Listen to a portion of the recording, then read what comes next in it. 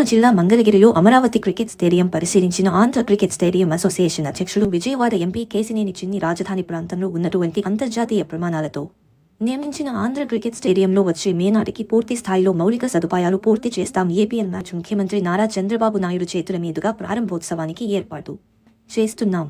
మంగళగిరి, కడప, మూలపాడులో కూడా మ్యాచ్లు జరిగేలా ప్రణాళికలు సిద్ధం చేస్తున్నాం. వైజాగ్ స్టేడియంను 45 రోజుల్లో పూర్తి చేశాం. మంగళగిరి స్టేడియంను కూడా అభివృద్ధి చేసి ఏపీఎల్ మ్యాచ్ను ప్రారంభిస్తాం పని తెలియజేశారు.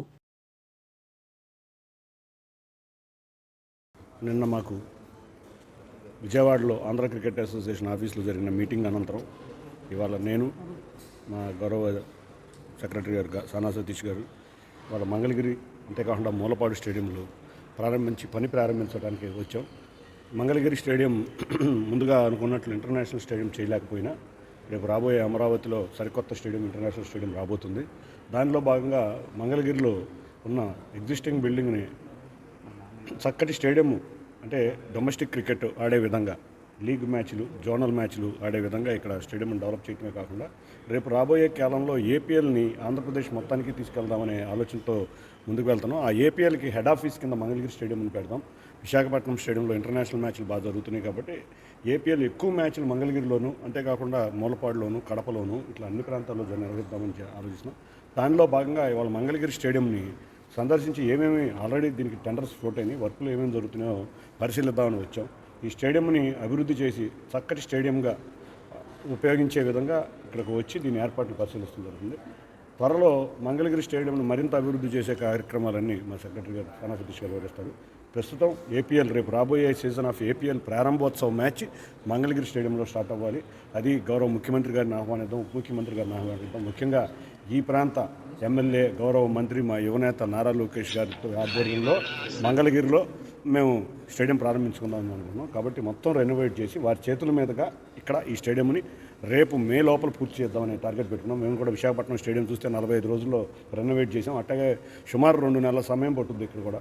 దీన్ని మొత్తం అంతా బాగు చేసి ప్రేక్షకులు కూర్చునే విధంగా, అంతేకాకుండా ఏపీఎల్ మ్యాచ్ని జరిగేటట్టు సుమారు 5 కోట్లతో లైట్లు పెట్టడం, స్టాండ్స్ బాగు చేయటం, బాగా పైకి వెళ్ళే స్టాండ్స్లో చూస్తే చాలా ఇబ్బందికర పరిస్థితులు ఉన్నాయి. ఆ స్టాండ్లు మూసివేయటం, నీట్గా తయారు చేసి స్టేడియంని ఒక చక్కటి స్టేడియంగా అభివృద్ధి చేయడమే లక్ష్యంగా ఇక్కడికి రావడం జరిగింది. చూసుకోండి, ఈ స్టేడియం డెవలప్ చేద్దామనే ఉద్దేశంతోనే రైల్వే ట్రాక్ మీద ఆర్ఓబి కోరటం మీరు అందరూ చూసారు సంవత్సరం. ఆల్రెడీ గౌరవ నారా లోకేష్ గారు, గౌరవ కేంద్ర మంత్రి పెమ్మసాని గారు దాన్ని సాధించారు. ఆల్రెడీ ఆ పని కార్యక్రమం అయితే పూర్తయింది. ఈ స్టేడియం ఓపెన్ అయ్యే లోపల మెయిన్ రోడ్డును కూడా గౌరవ నారా లోకేష్ గారి దగ్గరికి వెళ్ళి ఆ రోడ్డును కూడా రిపేర్ చేయించే విధంగా ఆంధ్ర క్రికెట్ అసోసియేషన్ తరఫున మేము అభ్యర్థించబోతున్నాం. ఈ స్టేడియం పనులు, ఆ రోడ్డు మీకు ఎట్లాగో ఆర్ఓబి అయిపోయింది. రేపు వచ్చే సమయంలో వెస్టర్న్ బైపాస్ కూడా దగ్గరలో ఉంది. అంతేకాకుండా సీడ్ యాక్సిస్ రోడ్డు కూడా పక్కన, రెండింటికి మధ్యలో ఉన్న ఈ స్టేడియం ఎక్కువ మంది అమరావతిలో స్థిరపడ్డ వాసులకు ఉపయోగపడే విధంగా, మంగళగిరిలో, విజయవాడ, గుంటూరు వాళ్ళందరూ వాడుకునే విధంగా చక్కటి స్పోర్ట్స్ ఫెసిలిటీస్ అన్నీ, ఒక క్రికెటే కాదు అన్నీ చేద్దామని అవన్నీ కూడా మా సతీష్ గారు వివరిస్తారు.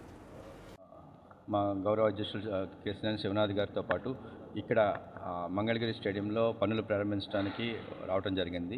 మేము ఈ 45 నుంచి 60 రోజుల లోపల మొత్తం మంగళగిరి స్టేడియంని రూపురేఖలు మార్చి డొమెస్టిక్ క్రికెట్ ఆడటానికి వీలుగా, అదేవిధంగా మా ఆలోచన దీన్ని స్పోర్ట్స్ సెంటర్గా మార్చి డిఫరెంట్ స్పోర్ట్స్ కూడా ఎలా ఉపయోగించాలి అన్న ఉద్దేశంతో మాస్టర్ ప్లాన్ అవి వేయటం జరిగింది. దీని ప్రకారం ఒక 60 రోజుల్లో ఈ ప్లాన్ ప్రకారం మేము అనుకున్న దాని ప్రకారం అన్నీ కంప్లీట్ చేసి మంగళగిరిని రాష్ట్రంలోనే ప్రధానమైన స్పోర్ట్స్ హబ్గా మార్చాలి, ఈ స్టేడియంని డిఫరెంట్ రూపురేఖలతో తీసుకురావాలని చెప్పి ఆలోచనతో ముందుకు వెళ్తున్నాం. అలాగే మూలపాడుని కూడా Andhra cricket association centre of ఎక్సలెన్సీగా మార్చి మూలపాడులో కూడా 2 గ్రౌండ్లు ఉన్నాయి, అక్కడ కూడా ఒక 50 రూములు నిర్మించడం జరుగుతుంది. అదే మంగళగిరిలో కూడా 80% ఎనీ టైం 100 నుంచి 150 మంది ప్లేయర్లు ఇక్కడ ఉండటానికి అనువుగా రూమ్స్ నిర్వహించి ప్రతిదీ కూడా ఇక్కడే అనువుగా ఉండేటట్టు ఫిజియోథెరపిస్ట్ కానీ, డాక్టర్స్ కానీ ఆ విధంగా ఆలోచనతో ముందుకెళ్తున్నాం. ఇవన్నీ ఒక ప్రణాళిక వేసుకుని ముందుకెళ్ళడం జరుగుతుంది. ఇవన్నీ కూడా మళ్ళీ ఒక నెల రోజుల్లో మళ్ళీ మేమిద్దరం వచ్చి మీకు వివరిస్తాం, ఎంతవరకు వచ్చినాయి ఏంటి అనేది వివరిస్తాం. Thank you.